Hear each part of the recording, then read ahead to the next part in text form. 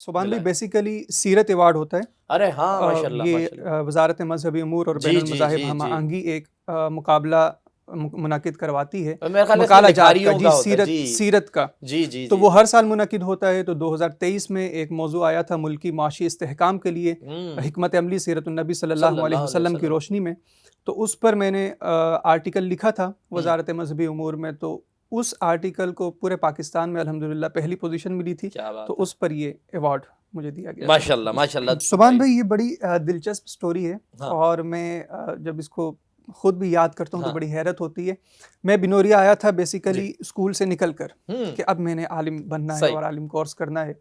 अच्छा यहाँ पर आया तो मैंने दाखिला लिया। दाखिला लेने के बाद मेरे जो असातिज़ा थे उन्होंने कहा कि नहीं आपको चाहिए कि आप साथ मैट्रिक भी करें। सही। तो मैंने उनसे कहा कि अभी तो मैं स्कूल छोड़ कर आया हूँ तो मैं दीनी तालीम हासिल करता हूँ। उन्होंने कहा नहीं दीनी तालीम आप हासिल करेंगे, उसको ज़ाहिर है आप पोस्टपोन नहीं कर रहे, उसके साथ साथ आप मैट्रिक कर सकते हैं। तो मुझे बाकायदा तौर पर मैंने मैट्रिक की शुरू के इब्तिदाई सालों में। अच्छा अब जब मैट्रिक कर ली तो उसके बाद मुफ्ती नईम रहिमहुल्लाह अल्लाह ताला उनके दर्जात बुलंद आमीन फरमाए, उनको आमीन जन्नतुल फिरदौस में आला मुकाम अता फरमाए। आमीन। उनके साथ एक मशवरे में ये तय हुआ कि अब हम जो है ना इंटर भी करते हैं। आहा। तो मुफ्ती साहब ने कहा आप बिल्कुल इंटर भी करें, क्या हमारी बात है। सपोर्ट आपके साथ है। अब इंटर करना हमने शुरू कर दिया। फिर उसके बाद जब इंटर मुकम्मल हो गया, अच्छा अब बीए करना चाहिए रेगुलर। तो मेरे दोस्त हैं हमारे नदीम सुलेमान, हमारे उस्ताद मोहतरम मौलाना सुलेमान साहब उनके साहबजादे हैं, जी जी। वो थे। एक हमारे दोस्त ताहिरुल्लाह थे, एक नईम बंगश साहब थे।